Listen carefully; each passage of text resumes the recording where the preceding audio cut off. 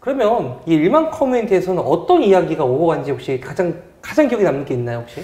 지금 업무 관련된 얘기 굉장히 많이 나눴는데, 사실은 이 일반 커뮤니티 자체가 연구부장 선생님들이 모여있는 방이다 보니까 선생님들이 학교에서 어려웠던 일들, 또 힘들었던 일들, 또 누구한테 말 못할 그런 그 마음 아리들, 그런 것들을 나누기도 해요. 사실은 제가 이번 주말에 가장 최근에 읽었던 그 카톡 중에서는 교장교감 선생님이 모두 다 안 계신 어느 오후에 금요일 날이었어요.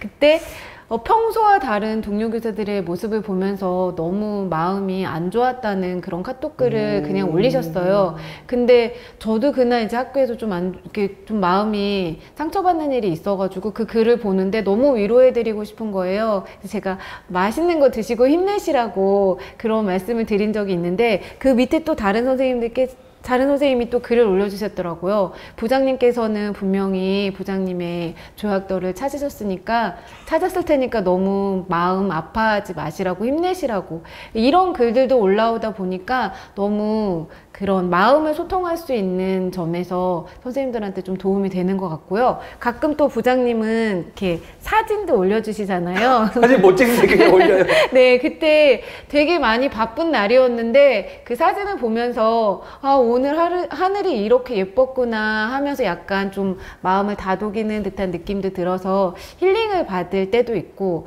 다양한 이야기들이 오가고 있어요. 네. 어떻게 보면은 그러니까 학년들 거의 학교는 초등학교는 중학교랑 다르게 학년 위주로 돌아가다 보니까 저희 학교는 교과 선생님 5명밖에 없어요. 학교가 작아질수록 교과 선생님 적어지잖아요. 그쵸. 그리고 교과 선생님들이 교과가 다 다르죠. 그러다 보니 내 일이 문제가 생겼을 때 어디 가서 말할 데가 없어요. 보통 학년에서 문제가 생기면 학년 부장님, 학년 선생님 얘기하고 그렇게 얘기할 곳이 있는데, 연구부장은 문제가 생겼을 때 말할 곳이 없습니다. 그래서 우리에겐 동학년이 어디냐면 바로 일반 커뮤니티. 네, 일반 커뮤니티예요. 네. 왜냐하면 나머지는 동학년인데 우린 동학년이 없어요. 저 동학년 없어요. 저 교과예요. 그러다 보니까 여기서 더 많은 선생님들이 힐링을 받는 것 같아요. 그리고 연구부장이 같은 경우가 학교에서 나 혼자예요. 물론 다른 일 거의 대부분 그렇지만 연구부장 일은 굉장히 특수하잖아요.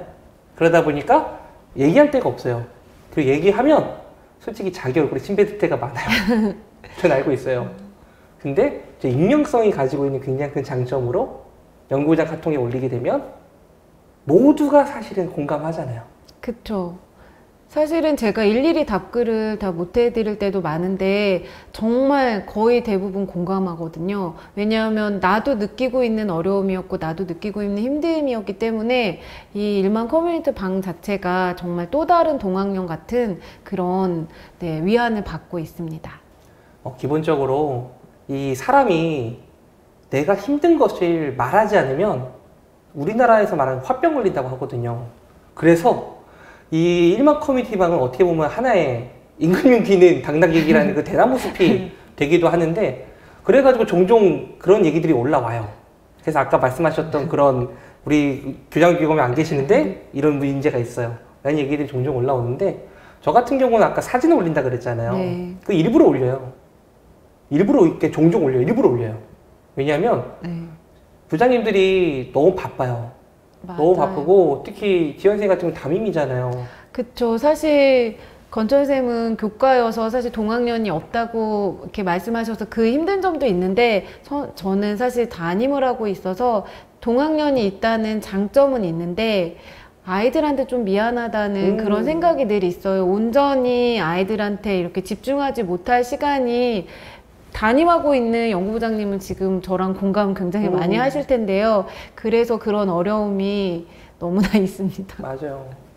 저도 예전에 이런 얘기 많이 들었어요. 제가 그냥 일반 교사하고 있을 때 어떤 엄마가 와서 물어보더니 저희 학교에, 저희 학년에 혹시 교무부장님이 계세요? 실제로 있었거든요. 6학년 부장님이 교무부장님이었어요. 그 말 딱 듣고 나서 라는 생각이 들었어요. 네. 그 말에 많은 의미를 담고 있는 걸 저희 모두 알고 있죠. 그쵸. 네. 왜냐하면 그 반 교무부장 하면서 6학년 부장 해봤다고 생각을 해보세요. 이게 업무가 진행이 안 돼요, 구조상. 그러니까 이게 또 교과인 전에 솔직히 말하면 편해요. 야, 가라! 하면은 그다음부터 이러고 있단 말이에요. 근데 담임인 연구부장님들은 갈 데가 없어요. 아, 그 진짜 저는 지금까지 연구하면서 담임해 본 적은 없어요.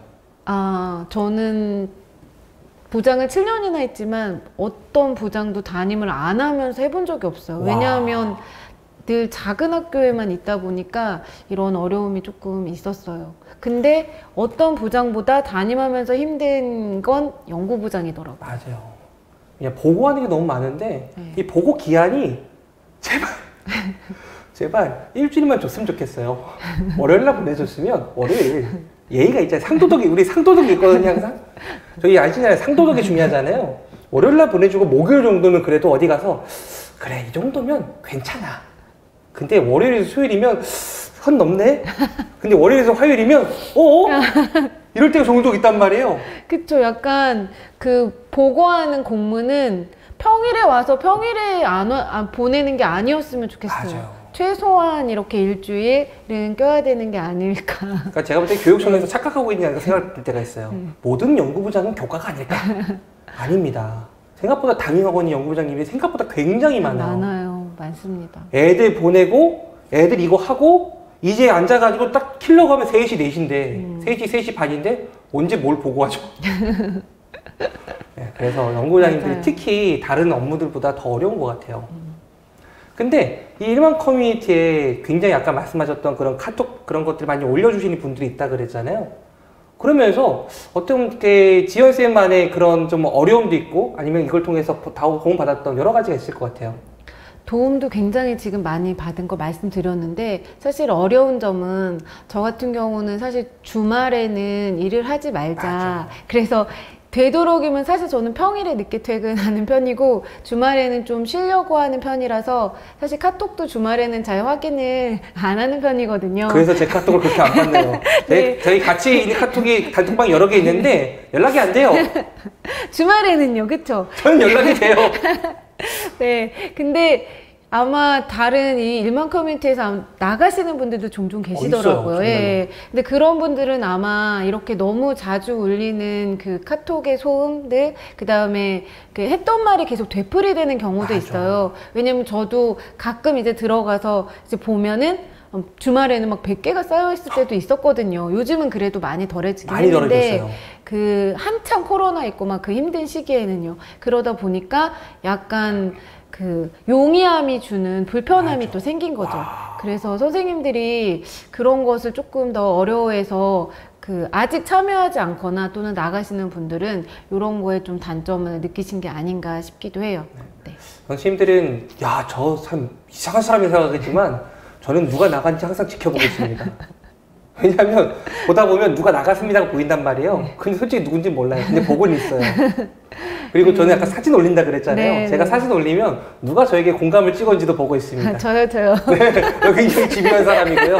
네, 절대 문제가 생기진 않고요.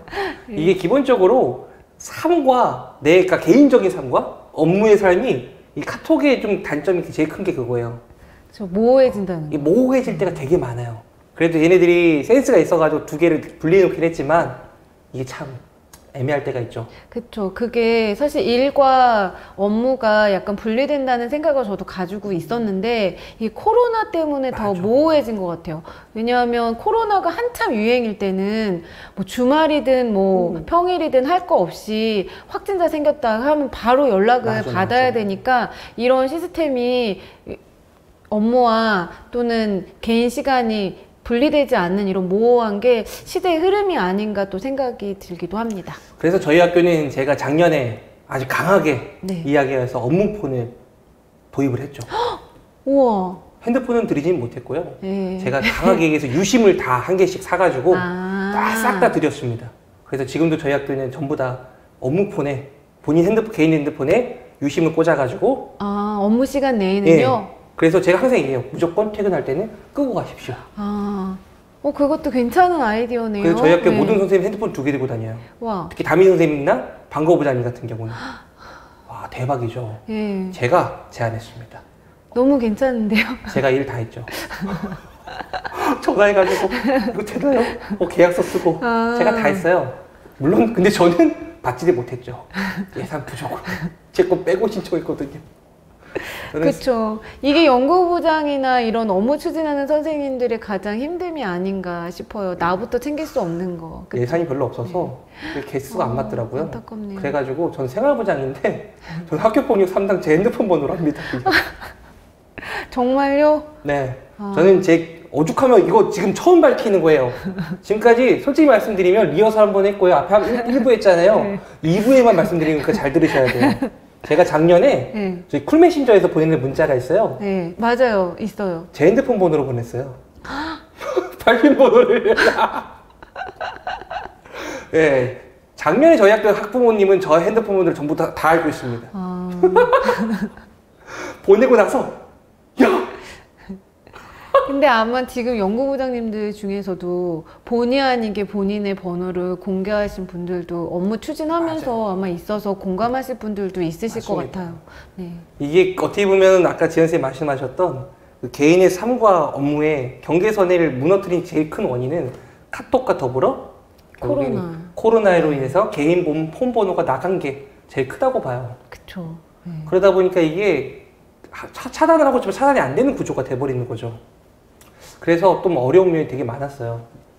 그 다음에 저 같은 경우는 댓글을 많이 달아드리고 이렇게 파일을 많이 드리는데 그럴 때마다 어려웠던 거는 사실 저 같은 경우는 제일 업무를 받았을 때 먼저 하는 게 폴더 넘버링이에요. 폴더를 미친 듯이 넘버링이에요. 일의 순서대로. 작년에 못했고요. 연구부장 업무가 너무 많다 보니까 정신을 못 차려가지고 그 전년도 주신 거 그대로 했고 올해는 넘버링을 하고 있습니다. 대단하시네요. 저도 사실 감사한 케이스라 작년에 계신 부장님한테 그 폴더를 받아가지고 거기에 그냥 같이 지금 하고 있는데 아마 그 부장님들이 전임 부장님이 학교에 안 계신 선생님들은 굉장히 어려움을 지금 겪고 계실 것 같아요. 맞아요. 네. 그러니까 제가 더 빨리 드릴 수 있는 거예요. 폴더가 넘버링이 돼 있으니까 지나간 일을 빨리 보는 거죠. 그리고 근데 이게 또 단점이 있는 게 빨리 보내드리는 건 되게 빨리 보내드릴 수 있는데 이게 문자의 함정이 있어요. 아무리 말을 잘해도 글이다 보니까 감정 전달이 안 돼요. 그래서 맞아요. 아 이건 진짜 힘들겠다 하고 쓰고 있는데 제가 쓰고 제가 읽어보면 좀 위험하겠는데? 기분 나쁠 것 같은 거예요. 그래서 안 보낸 적도 꽤 있어요. 아, 썼다 지웠다 하시다가 썼다 지웠다 안 보낸 적이 꽤 있어요. 왜냐면 이거 잘못 보냈다가 싸울 것 같아가지고. 그런 면이 좀 어려운 게 있는 것 같아요. 와, 부장님도 그런 소심한 면이 저도 사실은 저는 원래 소심해서 썼다 지웠다 결국 안 보내고요. 정말 힘을 드리고 싶을 때 가끔 이제 그리고 제가 정말 잘 알고 있고 이건 완벽해 라고 생각하는 양식만 공유하거든요. 이게 연구부장 선생님들의 어쩔 수 없는 그런 얻게 되는 스킬 같아요. 왜냐면 저도 그렇게 완벽주의 성향은 아닌데 나 때문에 피해를 볼까봐 완벽을 기하려고 하는 것들이 있다 보니까 그 일만 커뮤니티 방 안에서도 약간 제 나름대로 그걸 거쳐가지고 필터링을 거쳐가지고 올리게 되더라고요. 맞아요. 이게 제가 너무 선의로 파일 딱 드렸단 말이에요. 네. 그래서 그 부장님 받아서 딱 기한을 올렸어요. 근데 문제가 생겼어요. 그러면 이게 미안해가 저한테 분명히 말을 못 할 거예요.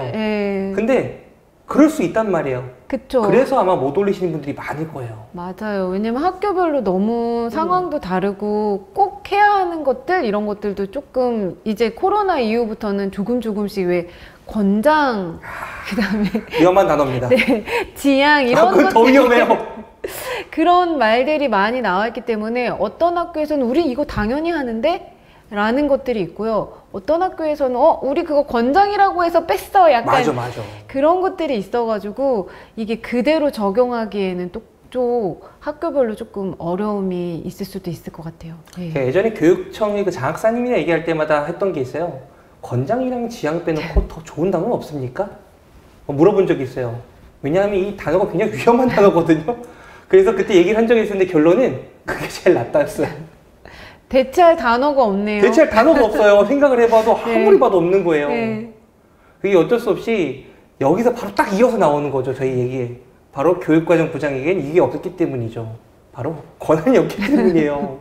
저희 권한이 없죠. 권한이 없죠. 근데 아마 많은 연구부장님들께서 제일 어려워하시는 문제 중에 하나가 힘들어한다고 얘기 들었던 것들이 이것 좀 이렇게 해주세요 라고 얘기하는 경우가 굉장히 많은데, 저는 사실 초보 연구부장이라 막 선생님들이 그런 요구를 많이 하지는 않으시는데, 부장님은 이제 경험이 더 있으시니까 그런 얘기를 들을 때마다 난 권한이 없는데 나한테 자꾸 이런 말을 왜 하시지? 라는 생각을 많이 하신다고 선배분들한테 많이 들었었거든요.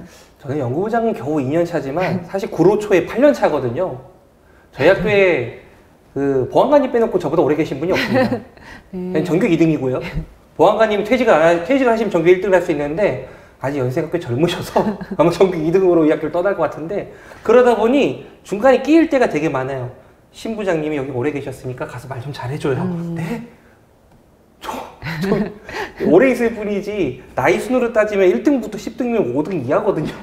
어린 편인데 이 학교에 오래 있다 보니까 너무 저를 어떻게 보면은 굉장히 권한이 있다고 생각을 하는 것 같아요. 아니 약간 레전드 같잖아요. 전설 8년이면은 전혀 그렇지 않아요. 전혀 그렇지 않고요. 저도 8년이나 근무한 선생님이 있으면 옛날에는 어땠어요? 막 이런 거 굉장히 질문 많이 했을 것 같은데. 몰라요. 선생님 아시잖아요. 저희는 네. 1년마다 한 번씩 기억을 잃어버리는 병을 가지고 있습니다. 선생님은 1년만 지나면 모든 걸 다 잊어버리고요. 저도 똑같아요. 그러다 보니까 저희가 끼일 때가 너무 많아요.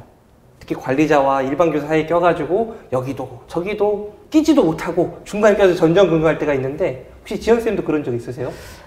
저도 사실은 그런 경험이 있고요. 작년에 이제 코로나 때문에 원래 그전에는 시정 같은 거는 딱 정해져 있는 거였는데 그거를 이제 매번 정하는 거예요. 그 시기에 따라서. 그러다 보니까 선생님들이 시종을 원하는 안은 뭐 블럭을 하고 쉬는 시간 뭐 5분. 근데 이제 관리자분들은 이제 앞으로는 코로나가 풀릴 거라고 예상하시니까 자꾸 원래 시종으로 돌아가고자 하는 그런 마음이 더 있으셔가지고 그 연구부장님이 그 사이에서 그 의견을 조율하는데 굉장히 어려움이 있었다는 얘기를 많이 들었었거든요. 사실 시정표 따위는 정하는 것이 아니었잖아요. 정해진 거였는데. 통보였죠, 항상. 그렇죠. 그러다 보니까 연구부장 선생님들이 그전에 안 하던 것들을 굉장히 많이 하시다 보니까 이게 관리자와 또는 선생님들 사이에서 조율해야 하는 일들이 왕왕 생겨나게 되어서 그 사이에서 끼어가지고 힘들었다는 얘기를 정말 많이 들었어요. 저는 작년부터 열심히 끼어 있고요. 끼우면서 내린 결론은 박쥐가 되면 됩니다. 박쥐가 되면 되고요. 네. 여기서 가서 여기 가서 여기 욕하면 되고 여기 가서 여기 욕하면 돼요. 네, 저는 그러고 있고요. 그러다 보니 굉장히 힘들게 살아가고 있습니다. 여기 가서 욕먹고 저기 가서 욕먹고 중간에 혼자 별짓을 다 하고 있고요. 근데 부장님 지금 박쥐라고 하셨는데 혹시 MBTI가 어떻게 되세요? 저 ESFP로 아주 행복한 삶을 살아가는 사람 중에 유명한 사람이죠. 이 정도의 성격이 돼야 지금 뭐 말은 박쥐라고 하셨지만 그 선생님과 관리자 사이에서 굉장히 조율을 잘 하시는 것 같은데, 사실 저처럼 소심한 연구부장은 이게 여기서도 욕먹기 싫고 또 여기서도 욕먹기 싫고 내가 원하는 안을 어디에도 강요하고 싶지 않은 성향이 있거든요. 가장 최선의 안을 했으면 좋겠다라는 마음이 있어서 이럴 때 가장 마음이 힘들더라고요. 그래서 저의 이런 마음을 대변하듯이 많은 연구부장님들이 이렇게 끼었을 때 나 오늘 완전히 끼었다 뭐 이런 식으로 힘든 얘기들을 일반 커뮤니티에 올려주실 때 굉장히 많이 공감도 되고, 그걸 해결하지 않더라도 올린다는 것 자체만으로 내 얘기를 누군가 들어주고 있다는 만으로 또 그 말 자체 모두 다 공감하잖아요. 맞아 거기에 대답은 하진 않았지만 그런 것들로 많은 위안을 얻기도 하는 것 같아요. 맞습니다. 기본적으로 이 문제 해결이 되게 중요해요. 저는 아이들이 이렇게 문제가 갈등이 생겼을 때 와서 하는 얘기는 제일 먼저 힘들겠구나 하고 그래서 어떻게 할래? 를 해야 되는데, 문제 해결도 정말 중요한데 사실 연구부장 일의 대부분은 문제 해결이 안 된 경우들이 굉장히 많아요. 결국에 끼어서 끝나는 경우가 많단 말이에요. 그럴 때 저에게 제일 필요한 건 바로 공감입니다. 저희 처음에 말했던 것처럼 동학년이 여기밖에 없잖아요. 결국엔 말할 땐 여기밖에 없어요. 왜냐면 같은 학교에 다른 사람한테 말해봤자 이해를 못해. 이해를 못해요. 그분들은 그 역할을 해보진 않고 여기 있지 않기 때문이죠. 네. 그래서 저희는 그런 의미로 이 연수를 준비했고요. 그래서 선생님들이 아마 더욱더 공감이 되고, 아, 맞아. 나도 중간에 꼈었어. 그럼 끼면 어떻게 해야 돼? 예, 해결 책임은 거의 없습니다. 없어요. 하지만 여기 글을 올려주시면, 아, 맞아요. 저도 꼈어요. 얘기할 수 있는 거예요. 저희 학교도 급식실 때문에 너무 논란이 많았어요. 저희는 급식실이 한쪽은 무조건 급식실을 써야 되고요. 한쪽은 못 쓰는 거죠. 왜냐하면 그러면 건물이 다 나눠져 있기 때문에. 한쪽은 식당을 사용하고 한쪽은 다 교실 급식. 한 학교에서 네. 시간 맞추기 진짜 힘들 것 와, 같은데. 진짜 이거는 무슨 어떤 느낌이냐면 흡사 테트리스인데 네. 공중이 중간에 비어있는 테트리스인 거예요. 어떻게든 껴 맞춰서 억지로 껴 맞춰야 되는 구조인 거죠. 아, 많이 싸웠습니다. 중간에 껴가지고 욕 엄청 먹고요. 왜 그것도 못하냐고 실수해가지고 또 이것도 실수 덩어리이기 때문에 열심히 실수하고 또 회복하느라고 여기저기 막 사과에 사과라고 다녔던 기억이 나요. 그래서 결국에는 연구부장님들이 이 업무를 하려 했을 때 제일 중요한 건 제가 볼 땐 아까 지연 쌤이 정답을 말해줬어요. 완벽하고자 하는 욕심을 내려놔야 됩니다.